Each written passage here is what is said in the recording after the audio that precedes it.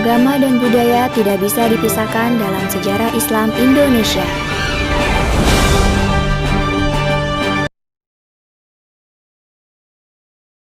Assalamualaikum warahmatullahi wabarakatuh. Perkenalkan, nama saya Anindya Ananda Putri, 1 Ekonomi Syariah F, Fakultas Ekonomi dan Bisnis Islam IAIN Purwokerto.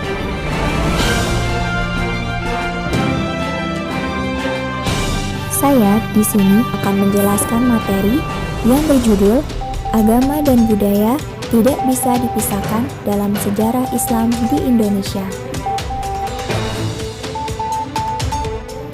Agama dan budaya yang ada di Indonesia, jika dilihat dari konteks Islam yang berkembang dan hidup di Nusantara ini, dinilai telah menjadi hubungan simbiosis. Agama membutuhkan alat ataupun metode untuk disampaikan kepada masyarakat.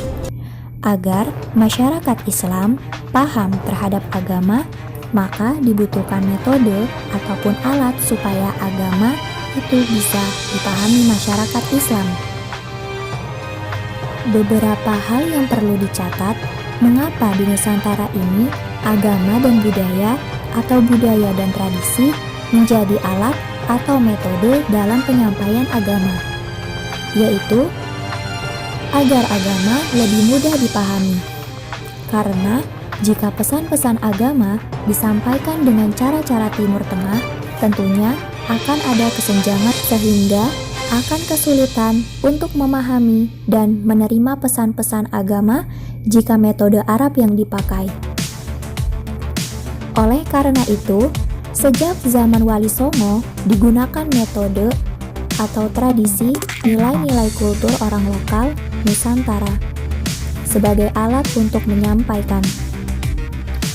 Alhasil, dalam waktu kurang dari 50 tahun, Wali Songo mampu mengislamkan masyarakat Nusantara dari yang semula 90% Hindu-Buddha berbalik menjadi 90% Islam.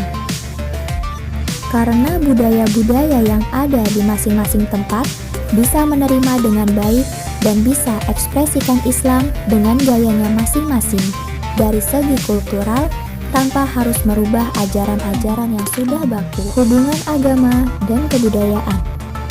Agama dalam pengertian ad-din, sumbernya adalah wahyu dari Tuhan, khususnya agama Islam. Sejarah Timur Tengah dari Skotlandia yang bernama Sir Hamilton Alexander Rossendale lahir pada 2 Januari 1895, wafat 22 Oktober 1971. Menuliskan dalam bukunya yang berjudul Leader Islam. Islam is indeed much more than a system of theology. It is a complete civilization. Yang berarti, Islam adalah lebih daripada suatu cara-cara peribadatan, tetapi merupakan suatu kebudayaan dan peradaban yang lengkap. Kelebihan Islam dari agama-agama lain bahwa Islam memberikan dasar yang lengkap bagi kebudayaan dan peradaban. Oleh karena itu, agama Islam, agama fitrah bagi manusia, agama hakiki yang murni, terjaga dari kesalahan dan tidak berubah-ubah. Ingatlah ayat suci Al-Quran yang artinya, hadapkanlah mukamu kepada agama yang benar, fitrah Tuhan yang telah menjadikan manusia atasnya, tidak dapat mengganti kepada makhluk Tuhan. Demikianlah agama yang benar, tetapi kebanyakan manusia tidak mengetahui. Al-Quran Surat Ar-Rum ayat 30. Jadi, bahwa agama mutlak ciptaan Allah Subhanahu wa Ta'ala dan kebudayaan itu sendiri, hasil pemikiran manusia yang tingkat kebenarannya atau kefitrahannya tidak mungkin melebihi agama. Agama tanpa budaya ibarat robot. Ketua Umum Pengurus Besar Nahdlatul Ulama, Kiai Haji Said Siroj, menegaskan agama dan budaya adalah satu kesatuan yang tidak dapat dipisahkan. Agama tanpa budaya menjadi keras, seperti budaya tanpa agama menjadi sekuler. Allah Subhanahu wa Ta'ala menurunkan wahyu pertama kepada Rasulullah Shallallahu Alaihi Wasallam dimulai dengan Iqra yang dapat didefinisikan sebagai bacalah, cerdaslah, pandanglah dengan luas. Cerdas tapi tetap beriman. Peradaban Islam tidak pernah lepas dari dasar Qul huwallahu ahad. Saat di Yastrib, kemudian diganti menjadi Madinah, Rasulullah berhasil membangun umat yang tidak berdiri di atas agama, tapi di atas tamadun atau saling menyokong.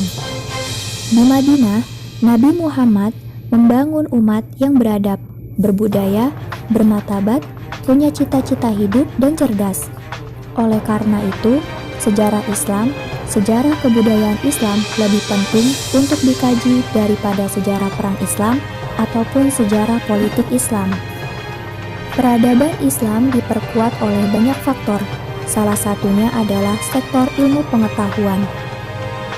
Dahulu Imam Sibawayh mengarang ilmu nahwu, kemudian dibukukan, dinadamkan, lalu ada yang mensyarahi.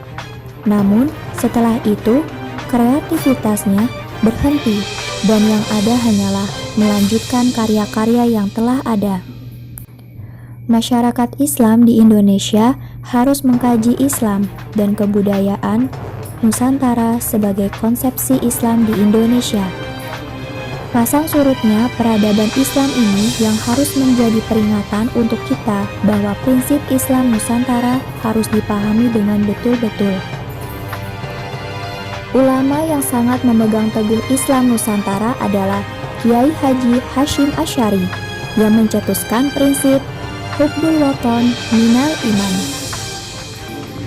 Inilah yang perlu dipahami masyarakat pemeluk agama Islam.